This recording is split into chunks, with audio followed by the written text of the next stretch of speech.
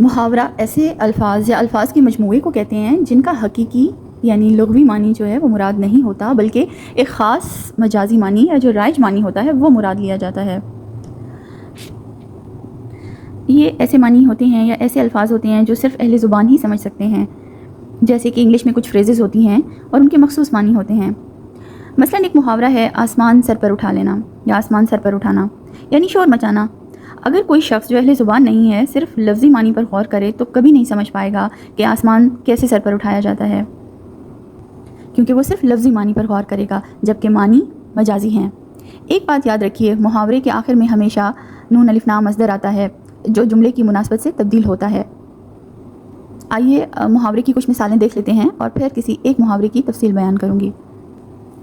آسمان سر پر اٹھانا، آنکھوں کا تارا ہونا، آنکھوں میں دھول جھونکنا، کانوں کان خبر نہ ہونا، ناک میں دم کرنا، منہ کی کھانا، ہاتھ پاؤں پھول جانا۔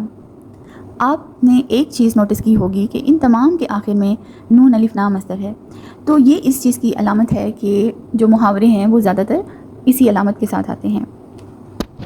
تانا بانا بننا یا تانے بانے بننا، یہ محاورہ ہم نہ جانے کب سے استعمال کرتے آ رہے ہیں یا پڑھتے آ رہے ہیں۔ بہت کم لوگ ایسے ہوں گے جن کو اس کے معنی معلوم ہوں گے۔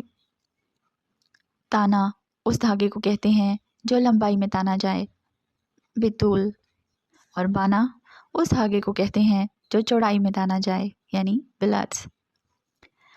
تانا بانا بننا یا تانے بانے بننا، اس کا ایک معنی تو یہ ہے کہ کپڑا بننا یا تیار کرنا، مگر اس سے مراد یہ ہے کہ کسی چیز کی تیاری کرنا، کسی کام کو ترتیب دینا یا کوئی منصوبہ بندی کرنا، یا وقت سے پہلے کسی چیز کا خاکہ ذہن میں تیار کرنا، جیسے کوئی شاعر کسی غزل کے تانے بانے بنتا ہے یا کوئی افسانہ نگار کسی افسانے کے تانا بانا بنتا ہے۔ تانا بانا ادھیڑنا، یہ اس کے برعکس ہوگا۔ ضرب المثل ایک ایسا مشہور اور رائج جملہ ہوتا ہے جو کسی تجربے یا کسی نصیحت یا حکمت یا حقیقت کو مختصر اور مؤثر انداز میں بیان کرے، یا یوں کہیے کہ ضرب المثل کے پیچھے کوئی نہ کوئی کہانی ہوتی ہے، کوئی نہ کوئی قصہ ہوتا ہے جس کی وجہ سے یہ ایک مشہور جملہ جو ہے وہ رائج ہو جاتا ہے۔ آئیے دیکھتے ہیں ضرب المثل کی چند مثالیں۔ چور کی داڑھی میں تنکا، کھسیانی بلی کھمبا نوچے، آ بیل مجھے مار، اونٹ کے منہ میں زیرہ، رائی کا پہاڑ بنانا، ایک تیر سے دو شکار، سانپ بھی مر جائے لاٹھی بھی نہ ٹوٹے، تھوتھا چنا باجے گھنا۔ یاد رہے کہ ضرب المثل جوں کا توں ہی جملے میں استعمال ہوگا اور اس کی ساخت میں کوئی تبدیلی نہیں آئے گی۔ تھوتھا چنا باجے گھنا، برے تھوتھا یعنی کھوکھلا، اندر سے بالکل خالی، چنا یعنی چنے کا دانہ، باجے گھنا زیادہ آواز کرتا ہے۔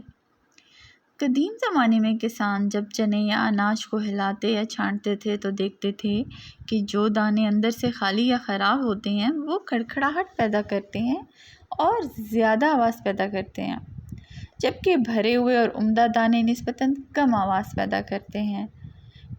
اس کا مطلب یہ ہے کہ جو شخص علم اور صلاحیت میں دوسروں سے کم ہوتا ہے وہ اکثر شور مچا کر دوسروں کو دبانے کی کوشش کرتا ہے۔ تو ہم تنزیہ کہتے ہیں کہ تھوتھا چنا باجے گھنا۔